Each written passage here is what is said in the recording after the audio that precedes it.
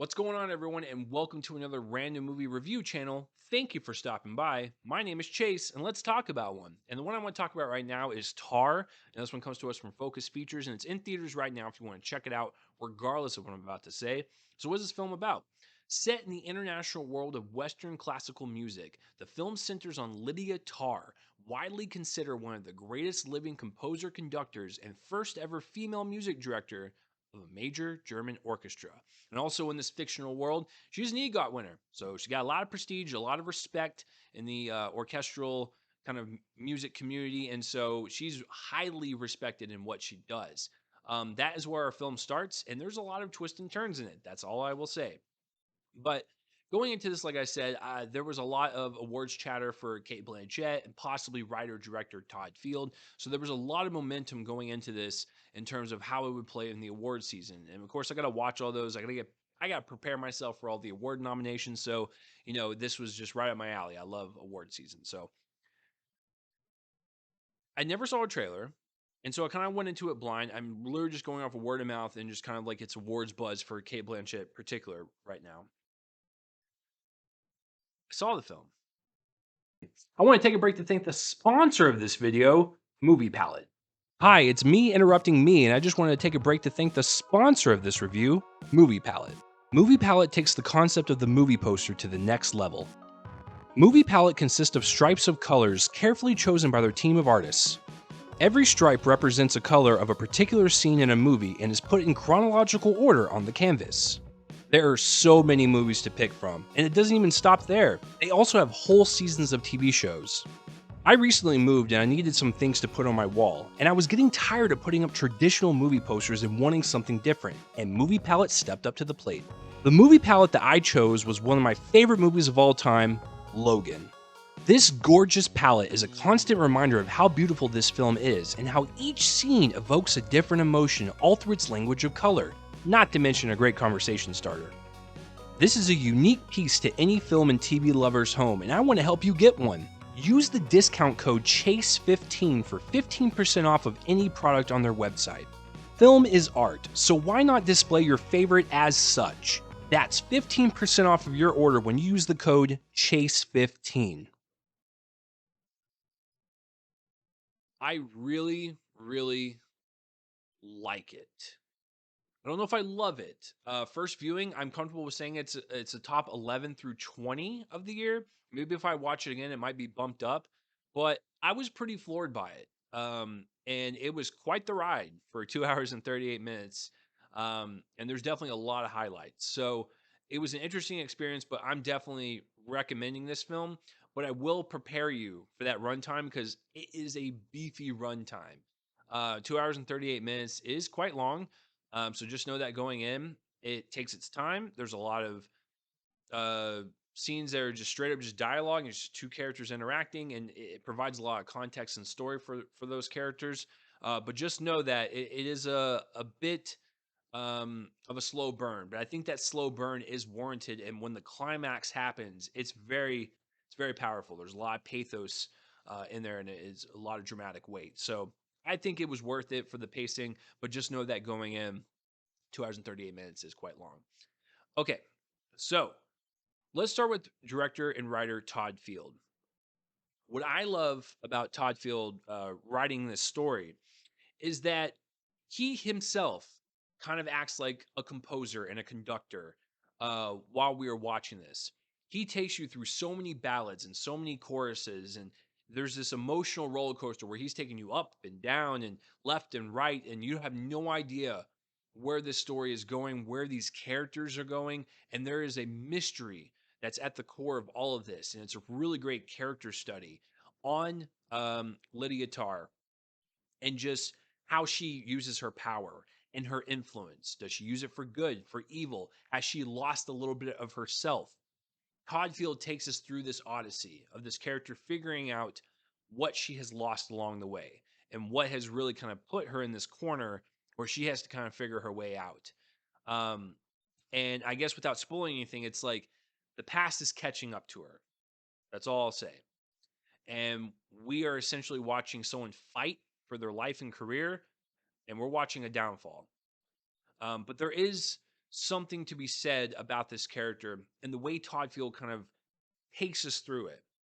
Because what I really like about not only the way it's written, but Cate Blanchett's performance is that Todd Field takes us from her being a hero in our eyes to slowly being an anti-hero.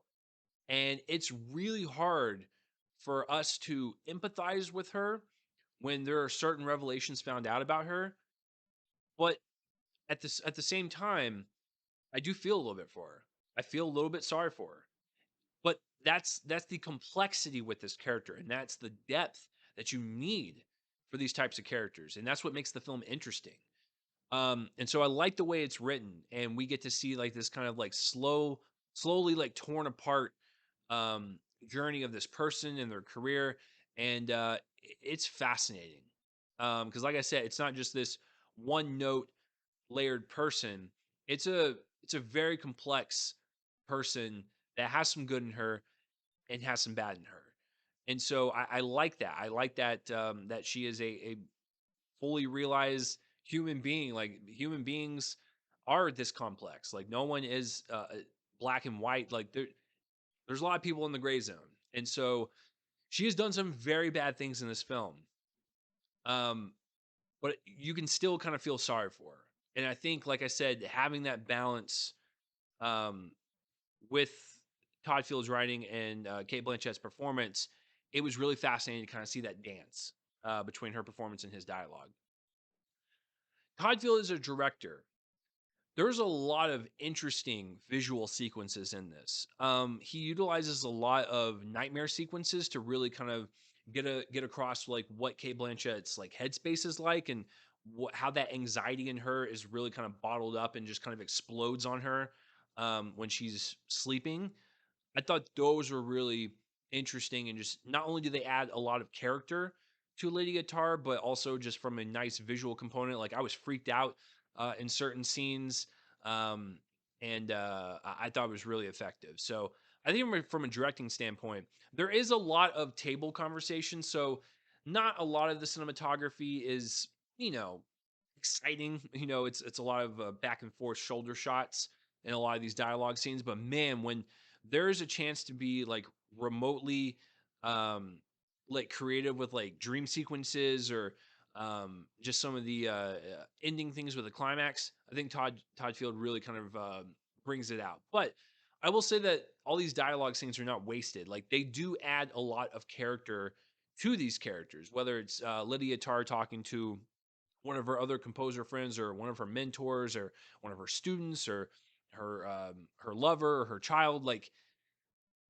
you know, all that stuff I found to be fascinating. And then like I said, once her life kind of falls apart, you're like you are a very bad person. But then when we get towards the tail end and we see like she's still like really passionate about music, it's like, okay, so she was once a great person, but the power just got to her head and she chose to use it for bad. And so, yeah, just I can't tell you like how fascinating this character study is. But Todd Field as a director, I think really brought this like wonderfully abstract and visual component to the nightmare sequences, to her anxiety, um, really showing off like the kind of noir kind of look to like nightlife. And I don't know, I kind of liked um the visual component to it. It really kind of painted a beautiful yet kind of drab environment that she's in, but that kind of fits her character. So because she looks like she is the you know, the hero that people look up to, but deep down there's a lot of stuff going on that is really disturbing. So um yeah. So and also it's one of these films that is not pretentious. It's not anything that's so abstract that people are not going to understand. This is a very straightforward movie about someone's downfall and like just who they are as a person. So I don't think any of the visual cues are going to be so weird and off-putting that people are like, I don't understand that. It's like, no, this is a pretty straightforward movie. And I think for the length of the film, 2 hours and 38 minutes is kind of long. So I would understand if that's just too long for people. And to be quite honest, you could probably chop down some of those conversational scenes. Um, but then again, messing with the pacing of this film is kind of, it's kind of the point, and like some of the themes in the movie is like controlling time and what a composer conductor's job is, and um building up emotional swells at the right moment, and like controlling it from, a time standpoint. So, Todd Field does that in the editor as well. But yeah, some of the stuff could be chopped down, but I enjoyed it for what it was.